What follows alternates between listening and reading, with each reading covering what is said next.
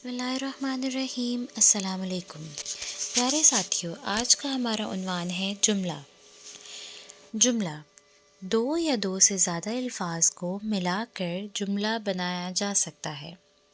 جملہ ترتیب سے اور بامعنی ہونا چاہیے۔ جملے کا مطلب واضح ہونا چاہیے اور سمجھ آنا چاہیے۔ جیسے آصف ایک لفظ ہے، آیا بھی ایک لفظ ہے۔ ان دونوں کو ملا دیں تو جملہ بنتا ہے آصف آیا۔ اسی طرح ہم ایک لفظ ہے، کھیل ایک لفظ ہے، رہے ایک لفظ ہے، ہیں ایک لفظ ہے۔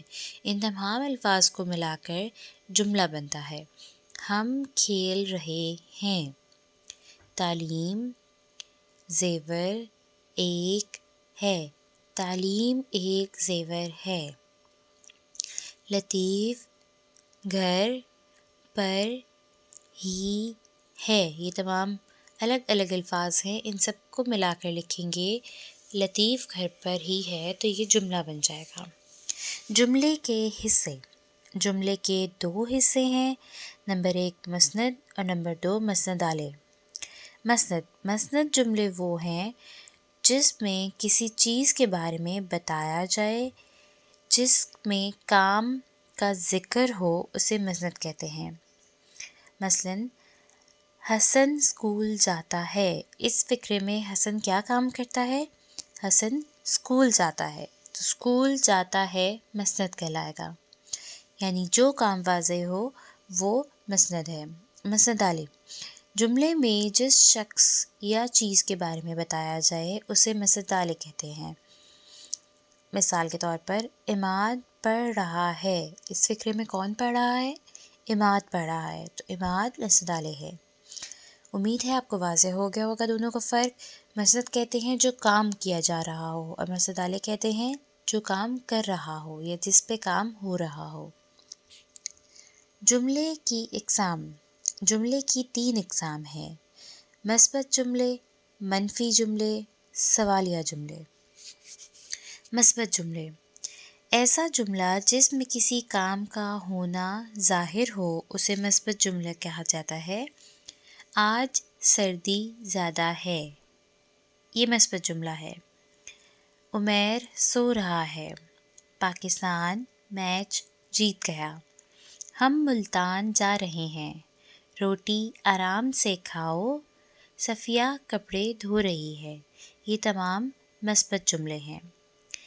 نمبر 2 منفی جملے ایسا جملہ جس میں کسی کام کا نہ ہونا یا نہ کرنا ظاہر ہو اسے منفی جملے کہتے ہیں۔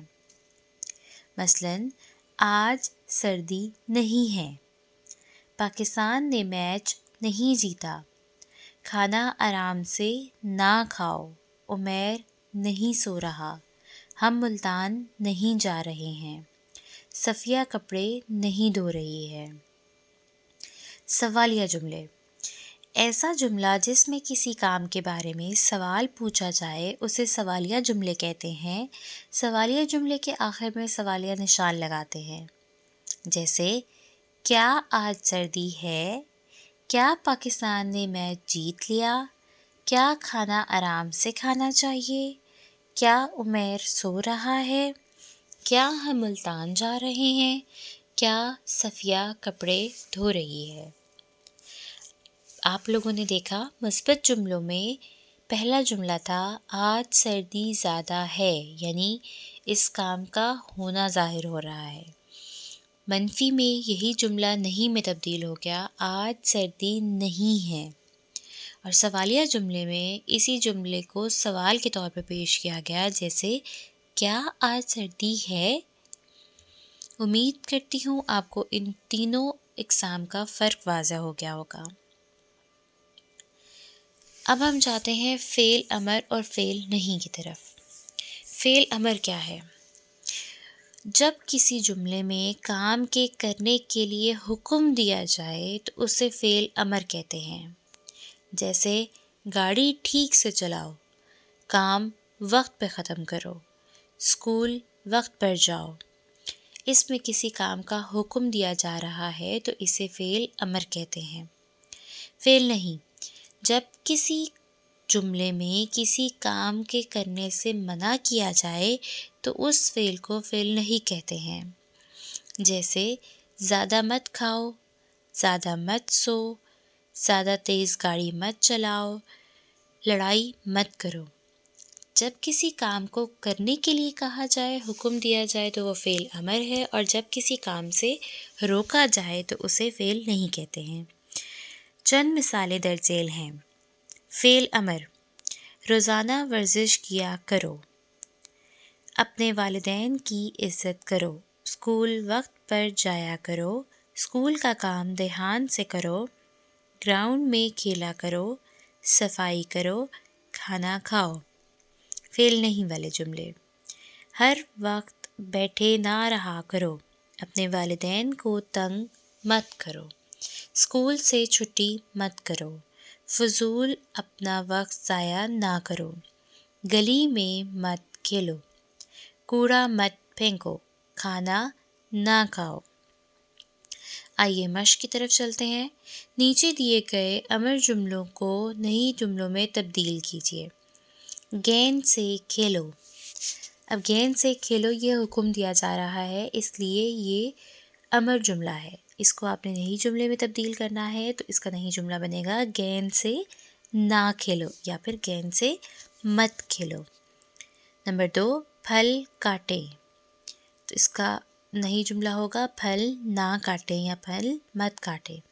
اسی طرح باقی کے جملے آپ نے خود حل کرنے ہیں، جس میں ہے امی سبزی پکائیں، اسکول کا کام کرو، وقت پر کھیلو، بزرگوں کا ادب کرو، بازار سے دوا لاؤ، ہمیشہ سچ بولو۔ ان تمام کو آپ نے نئی جملوں میں تبدیل کرنا ہے اور درج ذیل جگہ پر لکھنا ہے۔ مندرجہ ذیل سوالات کے جوابات لکھیں۔ حرف کی تعریف لکھیں۔ حرف کی تعریف آپ کو پچھلے لیکچر میں ایکسپلین کی گئی تھی، میں آپ کو پھر بتا دیتی ہوں۔ ہمارے منہ سے نکلی ہوئی ہر آواز کسی نہ کسی لفظ کی طرف اشارہ کرتی ہے، وہ تمام کے تمام حروف کہلاتے ہیں، جیسے الف، بے، پے، تے، یہ الگ الگ ہر ایک حرف ہے، اور ان سب کو اکٹھا اگر ہم بیان کرتے ہیں تو وہ حروف کہلاتے ہیں۔